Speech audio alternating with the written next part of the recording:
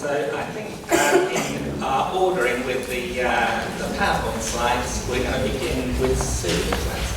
Cool. Yeah. Sorry, who are you expecting? I was expecting bingo, I think. Bingo first, okay. Well, it's either. Let's run in that I way. haven't got any slides. No, that's right. Do come and share with us. Thank you.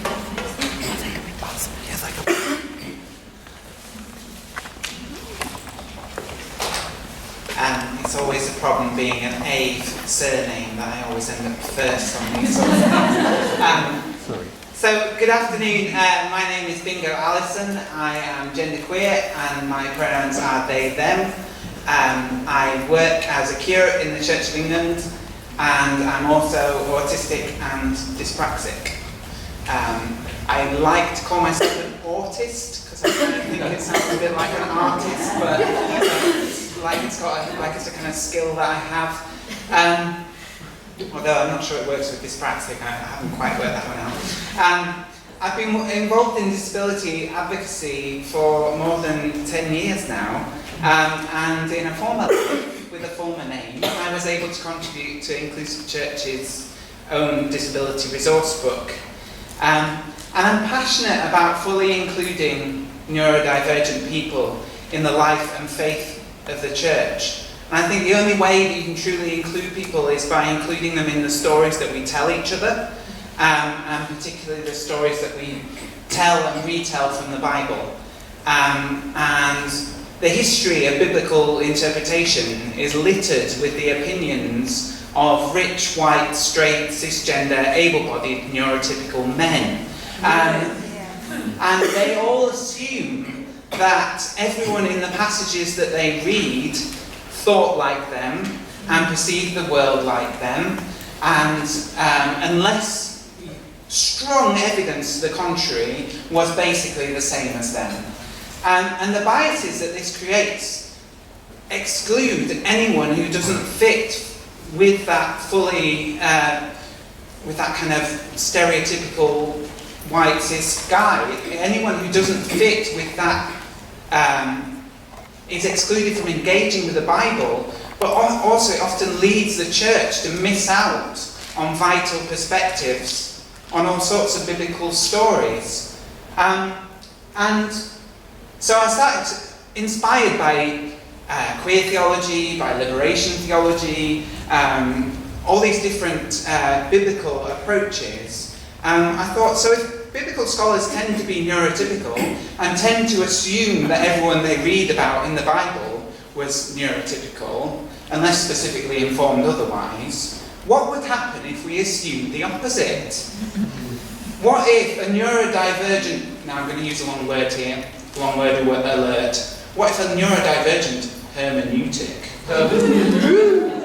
which means how you read the Bible, started with the assumption that, unless specifically informed otherwise, a character was neurodivergent. Because, we're not given that information in most of the narratives that we have, and there's no reason why we shouldn't assume that the person that we're reading is autistic or dyspraxic or whatever. So I thought this was a good method to approach the Bible. And thinking I would start with someone uncontroversial, of course I went straight for Jesus. And because I'm autistic, I went with autism. Now, I want to make it clear that I wasn't setting out to diagnose Jesus with autism. Jesus might have been autistic, Jesus might not have been autistic. We don't have the information. But we do have some really interesting details, and there's some really weird things about Jesus that are also weird about me. And so what I wanted to do, given that the Bible doesn't say whether Jesus was autistic or not, would be to ask what it would be like if Jesus was more like me than the people whose interpretations I'd read. Now, I'll go into how I tried to do that in my workshop, but I would say that truthfully, this has enriched my life and faith in so many ways. To discover a Jesus who is misunderstood like me, who stims like me, who gets overloaded like me, makes eccentric connections like me, is different like me, and to count none of this as a weakness, that has revolutionised my spiritual and personal life as well as my ministry. Because actually, we are invited by the Bible and by Scripture to see Jesus and see something of ourselves. And if we're able to do that with the biblical narratives and with Jesus in particular, I think that can affect all of us.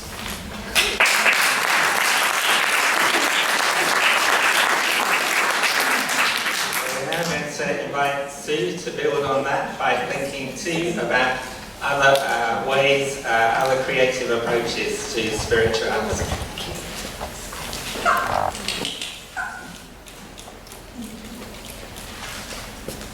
Hello.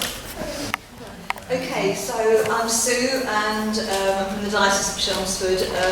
So in recent months I've been reflecting on how the principles of Ignatian spirituality can help Christians with autism connect meaningfully to God, and I've been getting really excited and seeing a lot of potential here. I'm coming up to 70 soon, but I was diagnosed with autism 3 years ago. And so I speak from an autistic perspective, but I hope those of you with other neurodiversities will be able to relate to something of what I share. Spirituality has been defined as living in accord with the promptings of the Spirit of God. However, people with neurodiversity can find it difficult to get their heads around abstract concepts because of the way their brains process information, and can feel disconnected from God as a result. Immediately after my diagnosis, and this was booked ages ago, I went on an Ignatian retreat, and I came to see autism as being integral to who I am in Christ, something to be accepted, welcomed and affirmed, not feared, resented or resisted, something that won't diminish my vocation, but rather enhance it, to see my autism as an occasion for the grace and glory of God, two key words of Ignatian spirituality. I was challenged to embrace a way of life more in sync with my condition, to live within my limits and find a niche for my gifts. Like the woman in Luke, who healed of bleeding, was called out by Jesus into the open, I feel drawn to articulate disclosure in the context of testimony and live with courage, humility and dignity and dependence on God. Gus Hardy, an autistic Jesuit volunteer working among disadvantaged people in the States, wrote this: Ignatian spirituality's dual emphasis on self-reflection and serving others taught me how to listen, to be attentive and stay present. My social advancement far beyond what doctors thought possible took place in large part due to the emphasis on self-reflection, which is a component of Ignatian spirituality. I find it remarkable that I believed in God to begin with, as autism is a condition that doesn't allow for many grey areas in one's worldview. People like me see the world through logic more than emotion and draw more on rationality than on anything transcendent. Many people had tried to get me to understand this before, but Ignatius was ultimately the most successful at getting through to me with his writings. I saw them as part self-help, part psychology, and part spirituality. I wish that more people were aware of the potential of this spirituality and how it can teach people with autism about being with and for others in a way that modern psychology can't quite seem to manage. Ignatius was a 15th century Spanish aristocrat who as a young man was gravely wounded in battle. While recuperating, he noticed that different daydreams had different after effects. Following his worldly fantasies, he felt frustrated. But after reading about Jesus and the saints, it aroused desires within him to do great things for God, and he realised that these feelings were clues to God's direction for him. And so from then on, he strove with singleness of purpose for God's greater glory, and gained many insights into the spiritual life which he collated to form the spiritual exercise. Who knows, Ignatius may be neurodiverse, for all we know, and such was his passion. So just very briefly a few points. His spirituality is intensely practical.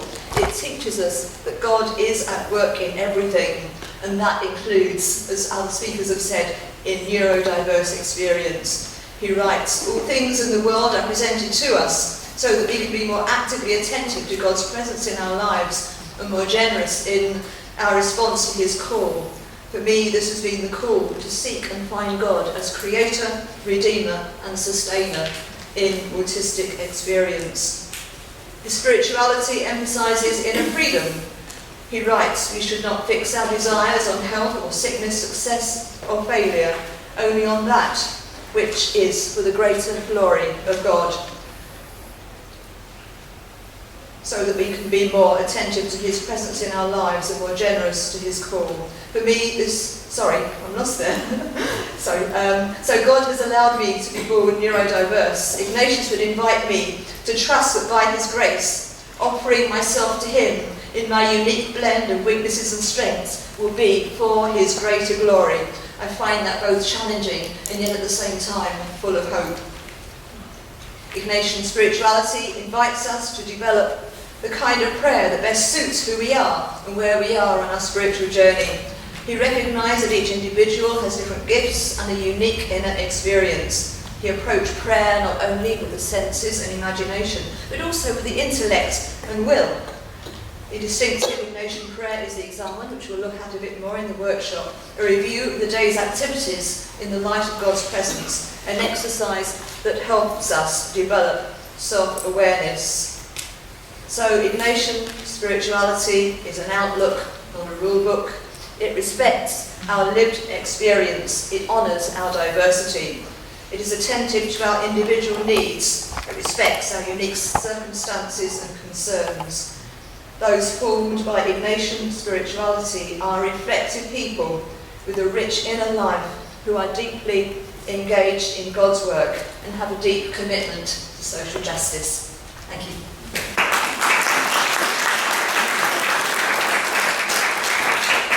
So we're going to hear next from Krysia Waldock, who's going to pick up on that final point of social justice. Sorry.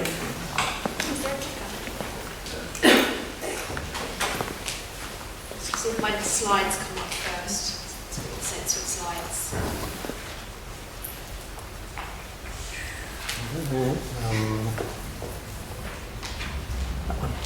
There we go. So that's what I'm talking about, and this is me. So good afternoon, everyone. Hello. So a small introduction to me. I'm Krysia, and I'm a 28-year-old autistic Christian.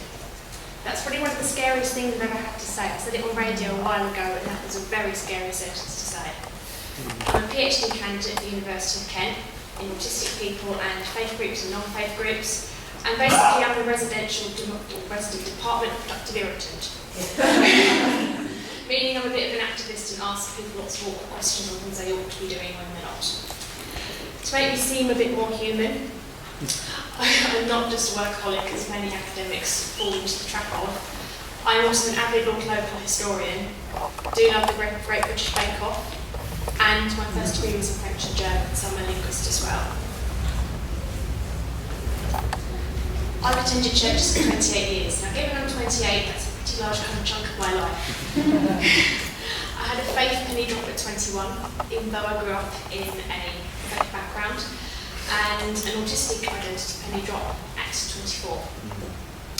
As I started to explore and learn about autistic identity, I felt a growing frustration with the disablement of disabled and neurodivergent people within the church, both structurally. For example, barriers to doing things, getting into places, for example, sensory inappropriate environments, or spaces inappropriate for wheelchair users, and psycho-emotional disablement, which is the one that really gets my back up, barriers to being. For example, this ongoing healing and cure narrative that churches often plug. I don't think we also consider the power dynamics at play and how these result in exclusion in a church setting.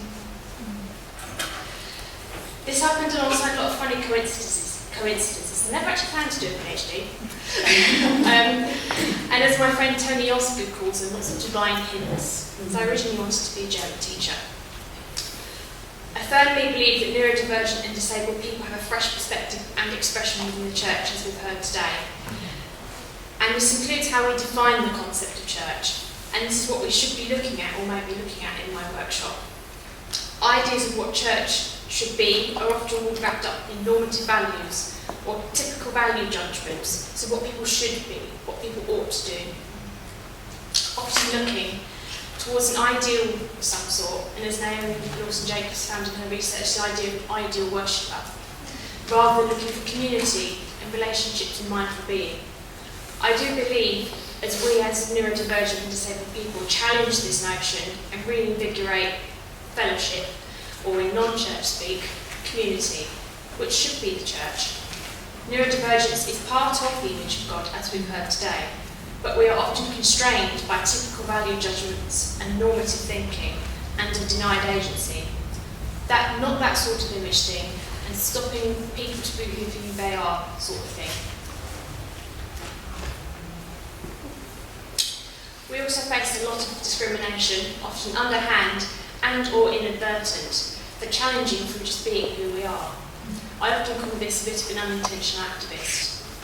This, alongside the overwhelming level of discrimination that we face in wider society and stigma. Neurodivergence can also lack visible markers or cues to show who we are in comparison to some other disability or different state of being, resulting in stigma and further judgment and misunderstanding. Obviously, there are lots of good allies out there and among us in this room today, but it's important that we acknowledge the broader context. The workshop I'll be running will be interactive and allow time for our own personal response, and there'll be questions around themes of social justice, faith and neurodivergent identity, where you can respond in words or pictures. And I guess it's a good thing for me, which to end on, is I've put that I'm internally driven, a strong drive for change and a firm stance held, and a motor like a Duracell bunny. When I said that to my supervisory team, I got two parental looks of concern that I'm doing too much. But actually that shows the persistence that we have to do necessarily what's right and what's needed.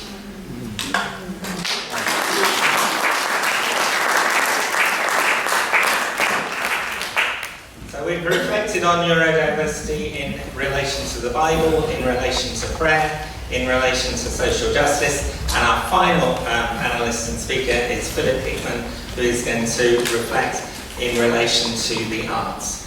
Thank you, Philip. You can put the photograph up now. It's easier.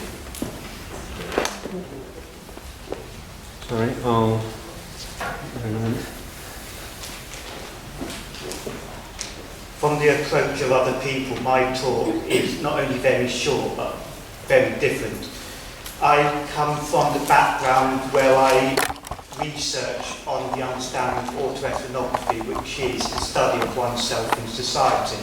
So typically, like all my writing, what I'm going to tell you now is based on my own experience on the person, of the singular person.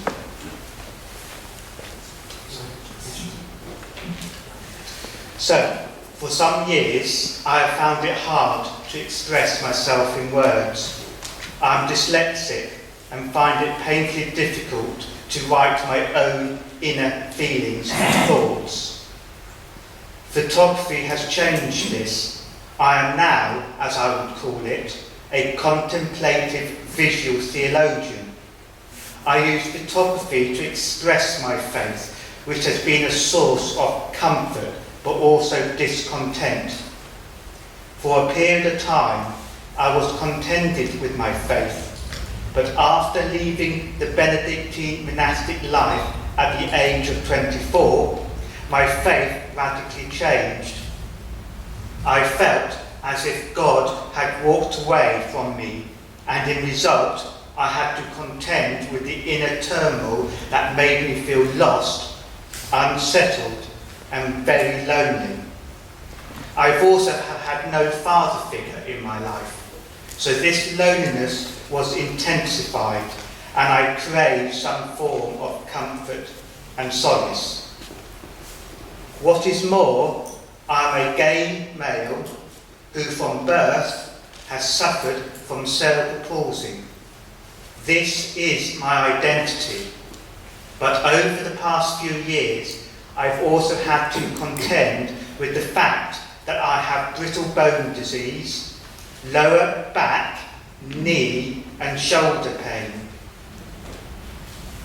With this in mind, photography has significantly changed my outlook. It has made me look at the natural world intently and renewed vigour. This is a slow progress, and I have much yet to learn as a photographer, but my faith at large is being rescued.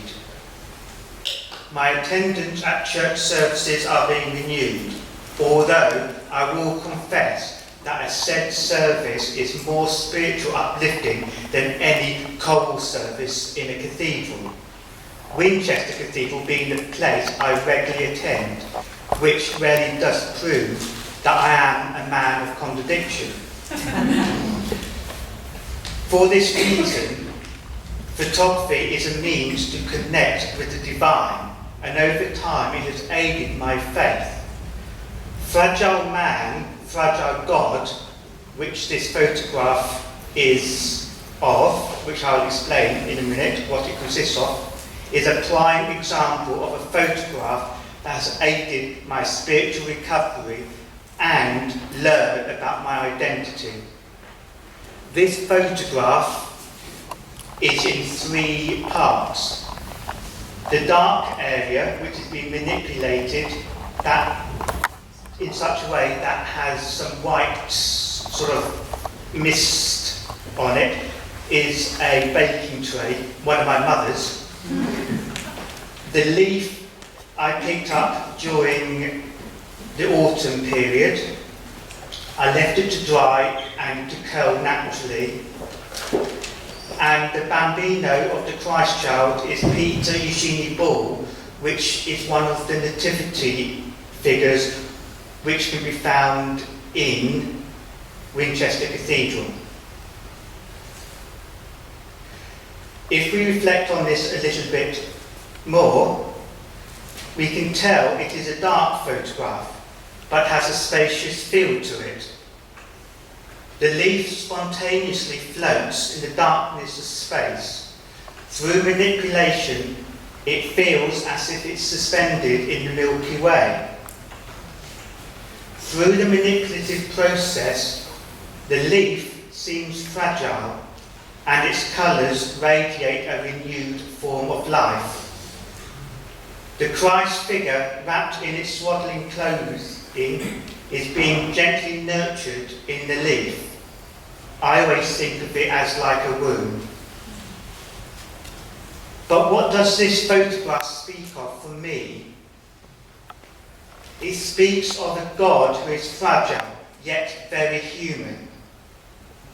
It speaks of my identity, of who I am. It is also timeless and spacious, all embracing and loving.